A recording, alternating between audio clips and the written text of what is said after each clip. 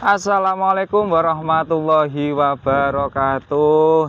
Teman-teman, kembali lagi ya dengan saya Devi Oktavian dengan channel Domba Kediri, teman-teman ya. Oke, semoga teman-teman semua tidak waleh, tidak jenuh dengan video-video yang saya buat, dengan video-video tentang edukasi, review harga, tentang video-video tentang chopper, ya apapun itulah teman-teman ya.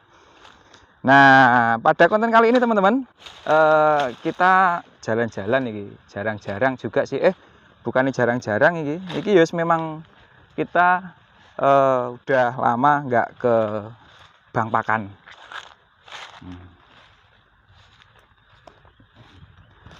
Pak Laut, Pak. Wah. Apa, Mas? Alah niki lho mirsani napa jenenge? Kolonjono. Kolonjono, teman-teman.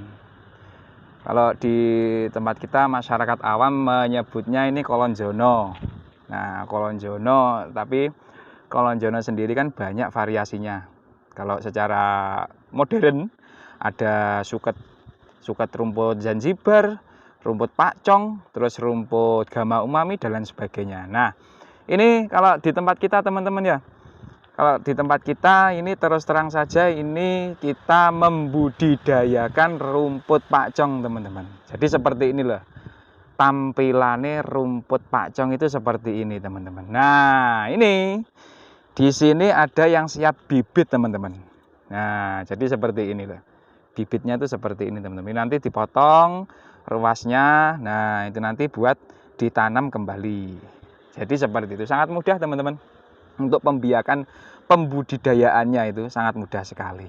Bagi yang mau tandang, tapi sing gak gelem tandang, ya wes, tetap beli terus. Jadi seperti itu. Nah, oke teman-teman, kembali lagi ke pokok bahasan kita ya teman-teman ya. Oke, kembali ke pokok bahasan kita, bahwasanya pelaku breeding, pelaku pengembang biakan, baik itu domba, baik itu sapi, kambing. Nah, kalau bisa kita harus punya Bang Pakan, teman-teman. Nah, kita harus punya Bang Pakan. Soalnya kenapa? Ini saya mengaca pada diri saya sendiri ya, teman-teman ya. Saya mengaca pada diri saya sendiri bahwasanya lek ganti Bang Pakan ya repot. Apalagi kemarin pas waktu ketika musim apa jenenge, musim kemarau yang sangat panjang kemarin, itu banyak sekali saya mendengar kasus di sekitar saya, peternak-peternak besar itu sangat kekurangan Bang Pakan, sehingga apa yang terjadi, ya wes mereka harus beli rumput daripada ternake didol, ya mendingan mereka mendingan ngalai beli rumput, teman-teman. Nah, ini kalau rumput ini kurang lebih tingginya sekitar 2 meter ini. Insya Allah ke depan, bismillah ya, minta doane teman-teman semuanya. Rencanane ini nanti lahan saya ini akan dibabat habis semuanya. Nah, lalu setelah itu akan difermentasi, teman-teman. Jadi seperti itu. Nah, yang jadi pokok bahasan kita adalah luasan berapa sih Mas, kebutuhan luasan per ekor dengan tanaman pakcong. Nah, jadi seperti itu. Kalau boleh saya memberikan masukan kepada teman-teman semuanya lewat video ini, per ekor ya, itu kebutuhannya adalah 14 meter persegi, teman-teman. Dengan catatan ya, dengan catatan ini tidak panen pertama, tapi panen kedua. Soalnya kenapa? Kok saya bicara 14 meter persegi per ekor loh ya. Soalnya ini nanti biasanya per 1 meter persegi dengan tanaman pakcong ini bisa menghasilkan kurang lebih sekitar ya hampir 5 kilo sampai 10 kilo. Itu per ekor, per meter. 5 kilo sampai 10 kilo. Nah, kalau kita punya 14, berarti kan kita babat 1 meter persegi itu untuk sekitar 2-3 hari. Nah, jadi kan seperti itu, 2-3 hari itu per meter lah. Sedangkan usia panennya pakcong ini kan 45 hari. Nah, 2 sampai 3, kalau 14 berarti sekitar 15, 30, 30. Ya kurang lebih sepergitulah. Kurang lebih lah. Kurang lebih sekitar segitu. Soalnya tapi dengan catatan ya teman-teman ya, lek tandurannya apik, dalam artian apik di rumah, tandurannya kuwi dapat pengairan, terus kebutuhannya juga tercukupi. Jadi seperti itu. Kok 14 meter persegi toh? Kleru teman-teman. 60 meter persegi kok 14 meter persegi. Kleru, maaf, saya ralat ya. Kebutuhannya per ekor itu untuk lahan tanaman pakcong itu kebutuhannya 60 meter persegi. Gitu loh maksudnya. Tadi saya bingungku tak bahas nek ru berarti gak temu, berarti yo iya kleru. Maaf ya teman-teman ya. Gak apa-apa toh, dimaaf nih.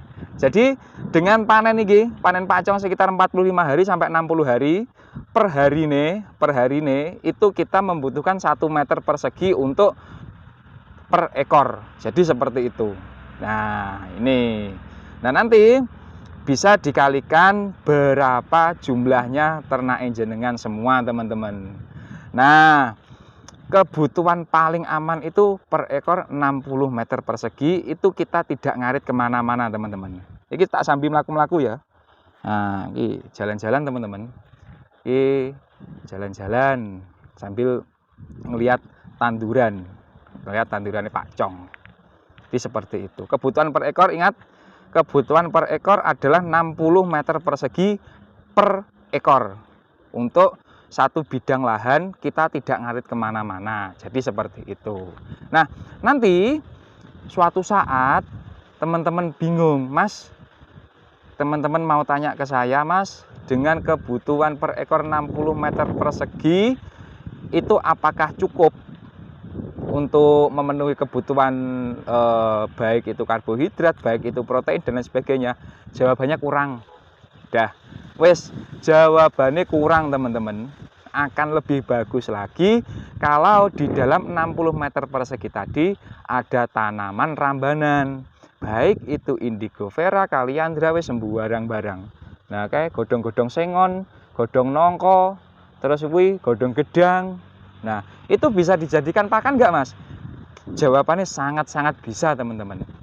Tapi ingat, ada 3 daun yang tidak bisa dijadikan pakan.